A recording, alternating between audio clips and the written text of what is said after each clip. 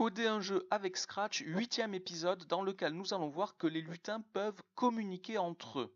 Alors par exemple ici dans le jeu du chat et de la souris, il y a deux lutins que vous ne voyez pas à l'écran et qui attendent que le chat ou la souris leur envoie un message leur disant que la partie est terminée.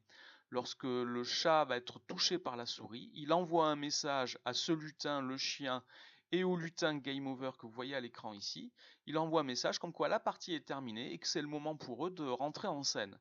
Donc nous allons voir comment ajouter ce genre de communication entre lutins avec Scratch et nous y allons tout de suite. Alors, nous y voici. J'ai toujours le chat et la souris, mais j'ai rajouté donc deux lutins, le chien bleu ici et le texte Game Over qui est aussi un lutin.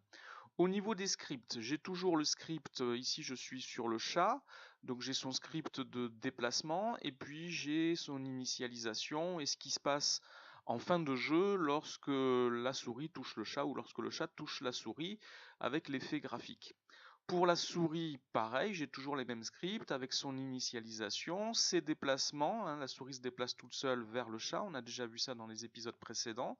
Et qu'est-ce qui se passe quand elle touche le chat? C'est la fin du jeu, donc il y a un effet graphique ici aussi.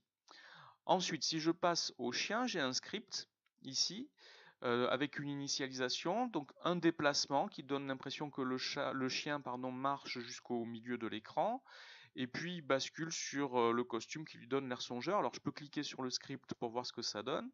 Voilà, il avance, et quand il arrive au centre, il s'arrête et il prend l'air songeur. Et ça, je veux que ça se passe à la fin du jeu.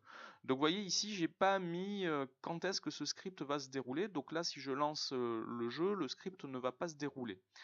Pareil pour le lutin Game Over, alors une petite initialisation juste en réduisant la taille, et un effet de zoom en répétant 20 fois l'agrandissement de la taille de 3. Et pareil, ce script-là ne sera jamais lancé tel quel, puisque je n'ai pas mis à quelles conditions le script va se dérouler. Alors première chose, c'est quand je commence le jeu, ici si je clique sur le drapeau vert, ben, le chien et le game over sont au milieu du jeu, et ça je ne veux pas, je veux qu'ils apparaissent une fois que la partie est terminée. Donc ce qu'on va commencer, c'est quand le drapeau vert est cliqué, on va cacher le lutin, game over, et on va faire pareil avec le chien. Donc vous voyez, quand j'ai un script que je veux recopier vers un autre lutin, j'ai juste à le prendre et à le faire glisser ici sur l'autre lutin. Et maintenant, pour le chien, j'ai le même script. Donc maintenant, quand je clique sur, sur le drapeau vert, pardon, ils disparaissent. Bon, maintenant, je veux qu'ils réapparaissent et que les scripts se passent à un moment qui est la fin du jeu.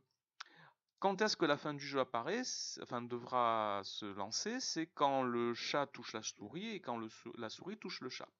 Donc ce qu'on va faire, c'est que nous allons créer un événement, si je vais dans le menu événement ici, à partir de messages. Vous voyez les conditions auxquelles on peut faire démarrer les scripts. Donc quand le drapeau vert est cliqué, ça on l'utilise tout le temps.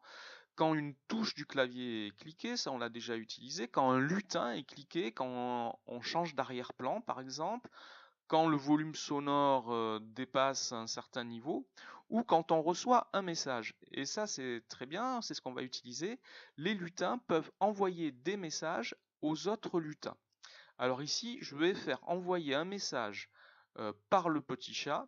Une fois qu'il aura été touché par la souris, il va attendre une seconde, l'effet graphique va se dérouler, on attend une seconde et on va envoyer un message. Alors on va faire un nouveau message, je vais l'appeler Game Over, ce message. Donc il va envoyer Game Over à tous les autres lutins. Alors, maintenant, si je retourne sur le script du chien, quand il reçoit le message Game Over, on va dérouler ce script. Pareil pour le texte Game Over, quand il reçoit le message Game Over, on va dérouler ce texte.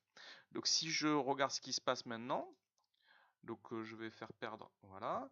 Donc le chat envoie le message au bout d'une seconde. Qu'est-ce qui se passe ici? Si vous avez observé là, le lutin ici, je voyais qu'il bougeait. J'ai caché le lutin quand on a cliqué sur le drapeau vert, mais je ne l'ai pas montré une fois qu'il reçoit le message Game Over. Donc ici, je dois montrer le lutin. Alors on va le montrer après l'avoir mis à la bonne taille. Et ici, pour le chien, pareil, on va montrer le lutin une fois qu'il sera à sa bonne position. Alors je recommence, on va perdre la partie, voilà. Le chien apparaît et le texte Game Over aussi apparaît. Alors je vais juste rajouter une petite chose, c'est que je veux cacher la souris et le chat quand la partie est finie. Donc je vais cacher ici une fois qu'il aura envoyé le message Game Over. Mais si je le cache ici, il ne faut pas oublier dans l'initialisation de le montrer, ce qui était déjà présent ici. Et pour la souris, pareil, je vais la cacher une fois qu'elle aura... On va la cacher une fois qu'elle recevra le message Game Over, elle aussi. Donc quand elle reçoit le message Game Over, on cache la souris. Donc si je lance maintenant le jeu, voilà, le chat s'est fait croquer, ils disparaissent, le chat et la souris disparaissent, le chien et le lutin Game Over apparaissent. Donc voilà comment faire communiquer entre des lutins. On envoie un message que les autres lutins reçoivent sous la forme d'un événement. Ce script est maintenant terminé. Cet épisode est terminé, ne manquez pas le prochain épisode dans lequel nous verrons comment utiliser le chronomètre qu'il y a dans Scratch. À bientôt.